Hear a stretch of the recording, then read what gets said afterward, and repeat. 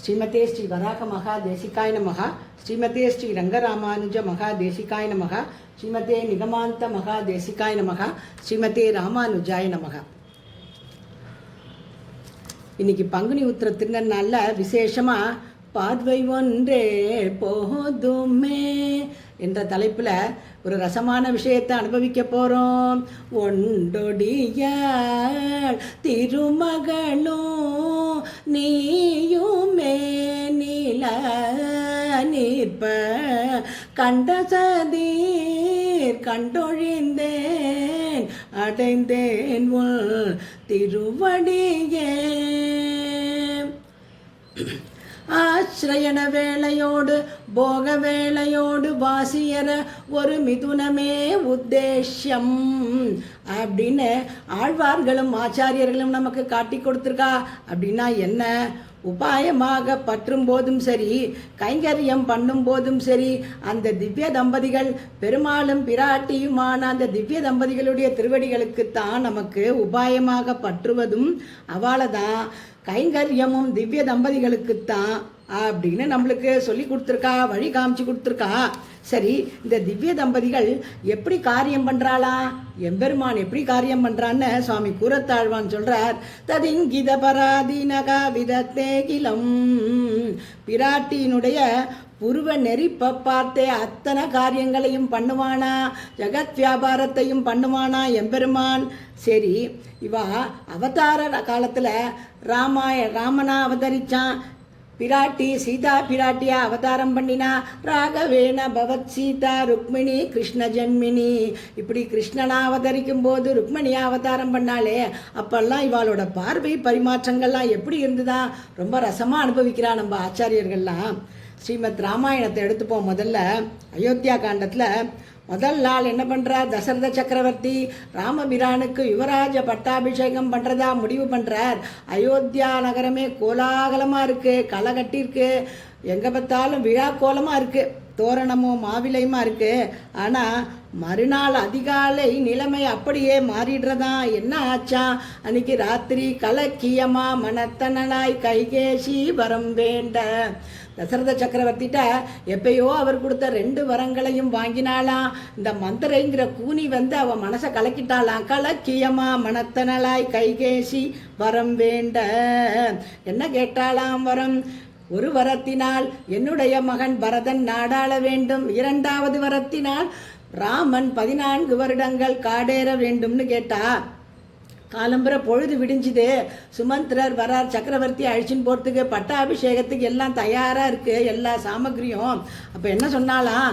சக்கரவர்த்தி உத்தரவுப்படி ராமனை இங்கே அழைச்சிண்டு வாரும் அப்படின்னு சுமந்திரரை அனுப்புகிறா கைகேயி அம்மா. சரின்னு போகிறார் சுமந்திரன். ராமரை அழிச்சின்னு வர ராமபிரானுடைய திருமாளிகைக்கு போகிறார். போயிட்டு சக்கரவர்த்தி உன்னை அழிச்சிண்டு வர சொன்னார், கைகேயி அம்மா அங்கே வர சொன்னா. அங்கே கைகேயி அம்மாவுடைய திருமாளிகைக்கு போகணும்னு சொன்ன உடனே ராமன் என்ன பண்ணுறாரா? சீதா பிராட்டிகிட்ட சொல்கிறாளாம், மடியோ ரொம்ப மணி ஆகிட்டே இருக்கு, நீ என்ன பண்ண, தோழிகளோடலாம் ஆனந்தமாக பேசின்று, நான் அதோ போயிட்டு வந்துடுறேன், அப்பா கூப்பிட்டு அனுப்பிச்சிருக்கார், கைகேயி அம்மா திருமாளிகைக்கு போகிறேன். கந்த சீக்கிரமிதோ கத்வா திரஷ்யாமிச்ச மகீபதி சகத்வம் பரிவாரேன சுகமஸ்வ ரமஸ்வச்ச. நீ சந்தோஷமாயிரு, ஆனந்தமாயிரு அப்படின்னு சீதா பிராட்டியை சன்மானித்தானா எம்பெருமான், கௌரவம் பண்ணானா. அது பதிலுக்கு சீதா பிராட்டி கௌரவம் பண்ணாலாம். எம்பெருமானை எப்படி பண்ணாலாம்? வாயை திறந்து ஒரு வார்த்தை பேசலையா? பதி சம்மானிதா சீதா பர்த்தாரம் அசிதேக்ஷனா. அப்படியே அவனை பார்த்தாலாம். எப்படி பார்த்தாலாம்? அந்த பார்வை என்னென்ன செய்தி சொல்லித்தான் தெரியுமோ? இங்கே பாருங்கோ, என் அன்பு கணவரே, நீங்கள் என்ன காரியத்தோட அவதாரம் பண்ணியிருக்கேன்றதை ஞாபகம் வச்சுக்கோம். இப்போ அப்பா கூப்பிட்றான்னு போயிட்டு பட்டாபிஷேகம் அது இதுன்னு எனக்கு செய்தி சொல்லாதேயும், அடுத்தது வனவாசத்துக்கு தயாரானோ ஞாபகம் இருக்கட்டும் அப்படின்னு அந்த கண்ணு சொல்லித்தான். ஒரு வார்த்தை வாயை திறந்து பேசலையா. என்ன செய்தியை சொல்லணுமோ அத்தனை செய்தியும் அந்த கண்ணே சொல்லித்தான். சொல்ல வேண்டிய செய்தியை சொல்லித்தான் அந்த திருக்கண்கள். பதி சம்மானிதா சீதா பர்த்தாரம் அசிதேக்ஷனா. பார்வை ஒன்றே போதுமே. அடுத்தது கிருஷ்ணாவதாரம். தனக்கும் சிசுபாலனுக்கும் திருமணம்னு தெரிஞ்சின உடனே பதறி போய் 7 ஸ்லோகங்கள் கொண்ட ஒரு கடிதத்தை ஒரு பிராமணர்கிட்ட கொடுத்து அனுப்புகிறாராம் ருக்மிணி. ஸ்ருத்வா குணான் புவன சுந்தரா அப்படின்னு ஆரம்பிக்கிற 7 ஸ்லோகங்கள் கொண்ட ஒரு கடிதத்தை கொடுத்து அனுப்புறா. கடிதத்தை வாங்கி பார்க்குறானா, இவன் மட்டும் என்னவா ருக்மணியை பற்றி கேள்விப்பட்ட அவன் என்னவாவே இருக்கானே, புயல் மாதிரி பறக்கிறானா, ரதத்தில் பறந்து என்ன பண்ணுறானா, குல தெய்வம் கோயிலுக்கு பிரார்த்தனைக்காக வந்திருக்காளே ருக்மிணி, அவளை அப்படியே திருக்கையால் அப்படியே தூக்கிக்கிறானா, தேரில் வச்சுட்டு பறந்துட்டானா துவாரகைக்கு. நம்பி மூத்த பிரான் என்ன பண்ணுறாராம், ஏதோ போகிறான் தம்பி, என்ன விஷயம்னு தெரியலையே, கல்யாண விஷயமா இருக்குமோன்னு எல்லாம் தயாராக இப்போ பண்ணி வைக்கிறாராம். கல்யாணத்துக்கு வேண்டிய ஏற்பாடுகள்லாம் பண்ணி வைக்கிறாராம். பரம வைதீகமாக நடக்கிறதான் கல்யாணம். மாலை மாற்றுறது, ஊஞ்சல் ஆடுறது, அக்னி ஹோமங்கள் நடக்கிறது, எல்லாம் அமக்களமாக நடக்கிறதான், பரம வைதீகமாக நடக்கிறதான். சுவாமி தேசிகன் சொல்கிறார், ஊஞ்சல் ஆடுறாளாம் ருக்மிணியும் கிருஷ்ணனும். எப்படி ஊஞ்சல் ஆடுறாளான்னு தெரியுமோ, வெட்கம்னு ஒரு ஊஞ்சல் போட்டிருக்காளாங்க. சுவாமி தேசிகன் போடுறார் யாதவாபிதயம்ன்ற மகா காவியத்தில். வெட்கம்ங்கிற ஒரு ஊஞ்சல் இருக்கான். அந்த ஊஞ்சலில் பெருமாளும் பிராட்டியுமான 2 பேரும் எப்படி இருக்காங்க, ஒரு தாமரை உட்காண்டிருக்கான். ஒரு தாமரையா ஒரு செந்தாமரையா. தாமரை யாருன்னா எம்பெருமானா, செந்தாமரை யாருன்னா பிராட்டியா. அவளுடைய கண்கள் என்ன பண்ணுறதா, வண்டுகளாம். இந்த தாமரை பூவில் வண்டுகள் உட்காண்டிருக்கே, அது என்னவா, இவா 2 பேருடைய திருக்கண்களாம். அந்த பார்வைகள் நீண்டும் சுருங்கியும் யாருக்கும் தெரியாமல் ஒருத்தருக்கொருத்தர் பார்த்துக்கிறாளாம். அது எப்படி இருக்கான், ஒருத்தருக்கும் தெரியாமல் 2 பேரும் பார்த்துருக்கிறது. அந்த வண்டுகள் போயிட்டு வர மாதிரி இருக்கான் பூவில். தாமரை பூவில் இருக்கிற வண்டுகள் அங்கே வெட்கம்ன்ற ஊஞ்சல்ல அசைஞ்சு நீண்டும் சுருங்கியும் ஆடிண்டே இருக்கான். அப்படி ரசிக்கிறார்.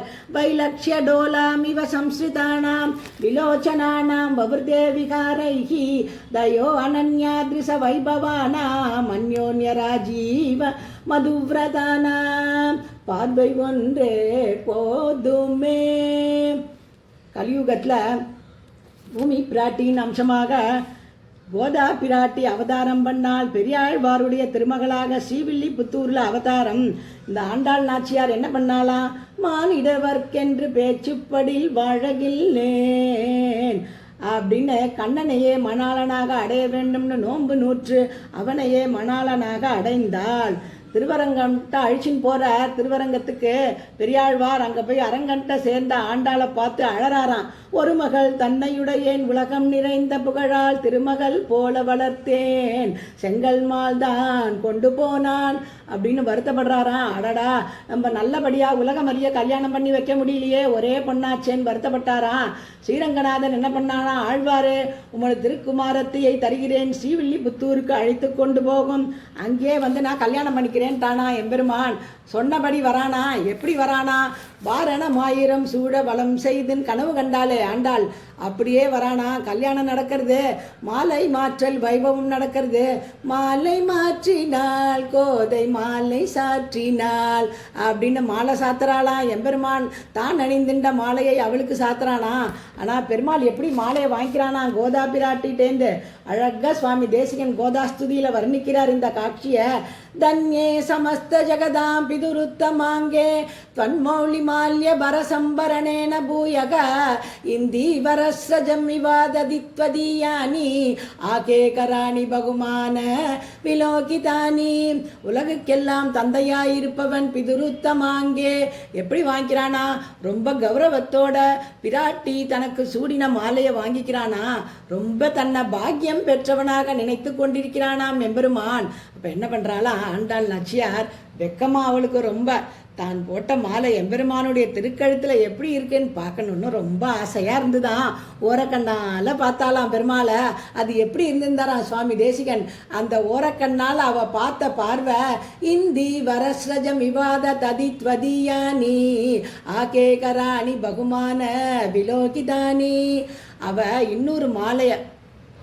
இன்னொரு மாலையை போட்ட மாதிரி இருந்துதான். எப்படி இருந்துதான் அந்த மாலை, அந்த மாலைனால இன்னும் ஜொலிக்கிறானா. வெக்கப்பட்டு ஓரக்கண்ணாலே பார்க்கறாளே, அந்த பார்வையே எம்பெருமானுடைய திருக்கழுத்திலேயே இன்னொரு மாலையாய் அமர்ந்ததாம். இந்தி வரஸ்ரஜம் விவாத ததித்வதியானி ஆகேகராணி பகுமான விலோகிதானி. ஜோரா இருக்கே மாலை உங்க கழுத்துக்கு அப்படின்னு அந்த பார்வை சொல்லித்தான், பார்வை ஒன்றே போதுமே. சரி, இப்ப நம்ம விஷயத்துக்கு வருவோம். அதே திவ்ய தம்பதிகள் இப்ப ஸ்ரீரங்கநாதரா அர்ச்சாவதாரமா அர்ச்சையில எழுந்துருளியிருக்கா ஸ்ரீரங்கத்தில். சம்சாரிகாலம் நம்மளாம் என்ன பண்ணுறோம், அனாதி காலமாக நிறைய கர்மாக்களை மூட்டையாக சேர்த்து வச்சுட்டு இருக்கோம். நம்ம போய் அங்கே நின்னா என்ன பண்ணுவாளாம் இந்த பிராட்டியும் பெருமாளும், எப்படி பார்வை பரிமாற்றம் பண்ணிக்கொள்வார்கள்? அதுக்கு தான் நம்ம எம்பெருமானா ஸ்ரீபாஷ்யகாரர் ஒரு ராஜ பாட்டையே போட்டு கொடுத்துருக்காரே. நம்மளுக்கு என்ன பண்ணணும்னு சொல்லி கொடுக்குறார். முதல்ல தாயார் சன்னதிக்கு போகணும். நித்யான பாயினி நிரபத்யாம் தேவதேவ திவ்ய மகிஷி அகில ஜகன்மாதரம் அஸ்மன் மாதரம் அசரண்ய சரண்யா அனன்ய சரணக சரணமகோ பிரபத்யே. என்ன பண்ணணும் தெரியுமோ? தாயார்கிட்ட முதல்ல சிபாரிசுக்கு போய் நிற்கணும். அம்மா, நான் ஏகப்பட்ட கர்மாக்களை பண்ணிட்டு வந்திருக்கேன். நீ இப்படி நீ சன்னிதானத்தில் நான் நிற்கிறேன். நீ தான் எம்பெருமான்கிட்ட சொல்லி கொஞ்சம் சிபாரிசு பண்ணி எப்படியாவது அவன் எங்களை ஏற்றுக்கிற மாதிரி பண்ணணும் அப்படின்னு புருஷகாரம் சிபாரிசு வேண்டி அவள் திருவடியை போய் முதல்ல பற்றுங்கோள் அப்படின்னு காமிச்சு கொடுக்குறார் பாஷ்யகாரர். என்ன பண்ணுவாளாம் தாயார்? அவதான் ஒரு அவதாரத்திலையும் எம்பெருமானோட கூடவே அவதாரம் பண்றாள். ஏன் தெரியுமோ? நம்மளுக்காக தான். அதையும் சுவாமி தேசிகன் சாதிக்கிறார். நின் அருளெனும் சீர்வோர் அறிவையானதென இருள் சகயமக்கோர் இன்னொளி விளக்காய் மணிவரை என்ன நின் திருவுருவில் அணியமராக தலங்களாயிலங்கி. என்ன பண்றாளாம்? நின் படிக்கெல்லாம் தன்படி ஏற்க அன்போடு நின்னோடு அவதரித்தருளி அவதாரம் பண்ணி என்ன காரியம் பண்றாளாம்? நம்ம என்னென்னலாம் சொல்றோமோ அவகிட்ட, அம்மா காப்பாத்து, நான் இப்படியெல்லாம் பாப புண்ணியங்க கர்மாக்கள்லாம் நிறைய மூட்டையா கொண்டு வந்திருக்கேன், நீ தான் பார்த்துக்கணும் செத்த அப்படின்னு சொல்றோமே. நம்மளுடைய புலம்பல்களையெல்லாம் கேட்கிறாள், அவனை கேட்க வைக்கிறாள். நம்முடைய வினைகள் எல்லாம் தன்னுடைய கருணை பார்வையாலே கரைக்கிறாள், பக்குவப்படுத்துறா. எல்லாத்தையும் பண்ணிட்டு என்ன பண்றாளாம்? அப்படியே பெருமாளை ஒரு பார்வை பார்க்கறாளாம். அன்புடன் நின்னோடு அவதரித்தருளி வேண்டுரை கேட்டு மீண்டவை கேட்பித்து ஈண்டிய வினைகள் மாண்டிட முயன்று தன்னடி சேர்ந்த தமருணை அணுக நின்னுடன் சேர்ந்து நிற்கும் நின் திருவே. இப்படி எம்பெருமான பார்க்கறாளா? என்ன பார்வை அது? வந்து நிற்கிறான் பாருங்க குழந்தை அப்படின்னு அந்த பார்வை சொல்றதா.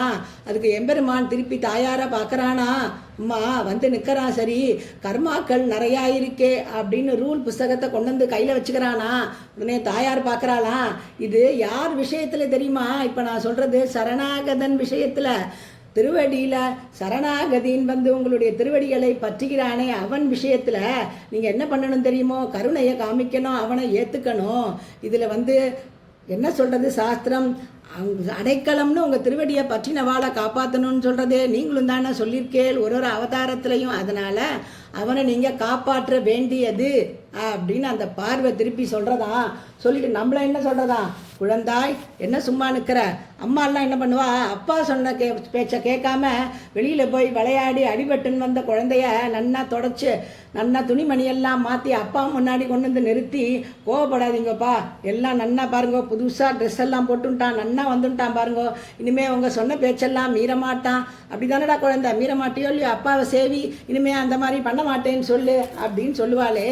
அதே சராசரி ஒரு கர்மவசமான லௌகீக தாயே அப்படி பண்ணும்போது அவள் ஜெகன்மாதா இல்லையா? நம்ம எல்லாருக்கும் ஜெகன்மாதாவாச்சே, அகில ஜெகன் மாதரம்.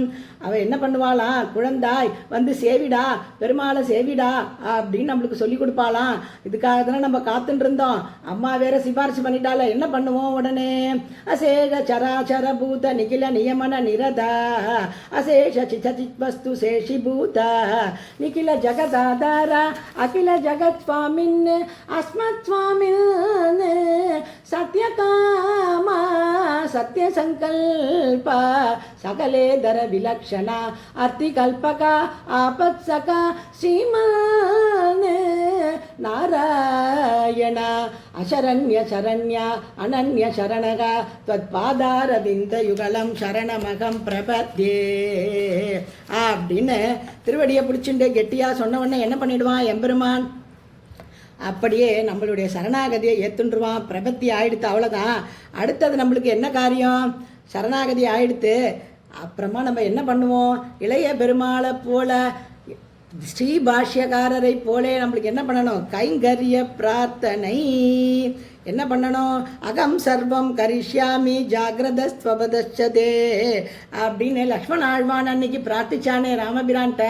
தூங்கும் போதும் விழித்திருக்கும் போதும் எப்பொழுதும் எல்லா விதமான கைங்கரியங்களையும் நான் பண்ண வேண்டும்னு பிரார்த்திச்சானே, அதே மாதிரி தானே பாஷ்யக்காரரும் பிரார்த்திச்சார் பங்குனி உத்திரத்தன்னைக்கு. அந்த ஸ்ரீரங்க நாச்சியார் ஸ்ரீரங்கநாதனுடைய திருவடிகளில் பிரார்த்திச்சாரே, அதே மாதிரி நம்மளும் என்ன பண்ணணும் தெரியுமோ? ஒழிவில் காலமெல்லாம் உடனாய் மன்னி வழிவிலா அடிமை செய்ய வேண்டும். நாம் அடிமை செய்ய வேண்டும், வழிவிலா அடிமை செய்ய வேண்டும். நான் தீவட்டி பிடிச்ச, நான் சந்தனம் மறைச்சு கொடுத்த, நான் புஷ்ப கைங்கரியம் பண்ண, நான் திருவிளக்கேத்தின, நான் பெருக்கி மொழிகின, அப்படி கிடையாதான். சேஷி புகந்த கைங்கரியமாய் அவனுடைய ஆனந்தத்துக்காகவே வழுவிலா குற்றமில்லாத அடிமை செய்ய வேண்டும். நாம் உடனாய் மன்னி அடிமை செய்ய வேண்டும். நாம் ஒழிவில் காலமெல்லாம் உடனாய் மன்னி வழிவிலா அடிமை செய்ய வேண்டும் நாம் அப்படின்னு நித்தியமே பிரார்த்திக்கணும். இந்த பங்குனி உத்திர திருநாளில் விசேஷமாக இந்த பிரார்த்தனையை அந்த திவ்ய தம்பதிகளுடைய முன் வைப்போம். ஏன்னா அந்த பார்வை பரிமாற்றம், பார்வை ஒன்றே போதுமே அப்படின்னு தாயாரினுடைய கடைக்கண் பார்வையினுடைய சிபார்சுக்காக நம்மளை ஏத்துண்டானே, அந்த பார்வைக்கு முதல்ல ஒரு சரணாகதி பண்ணி எம்பெருமானுக்கும் பிராட்டியுமான அந்த மிதுனத்தில் கைங்கரியத்தை பிரார்த்திப்போம். விசேஷமாக இந்த பங்குனி உத்திர திருநாளில் பிரார்த்திப்போம். எப்போதுமே பிரார்த்திச்சு கொண்டே இருப்போம். ஸ்ரீரங்கநாயகி மகிழ் ஸ்ரீரங்கநாதனுக்கு ஜெய மங்களம் நித்ய சுபமங்களம். ஸ்ரீரங்கநாயகி மகிழ் ஸ்ரீரங்கநாதனுக்கு ஜெயமங்கலம் நித்ய சுபமங்கலம் அப்படின்னு சொல்லி முடிச்சுப்போம். நமஸ்காரம்.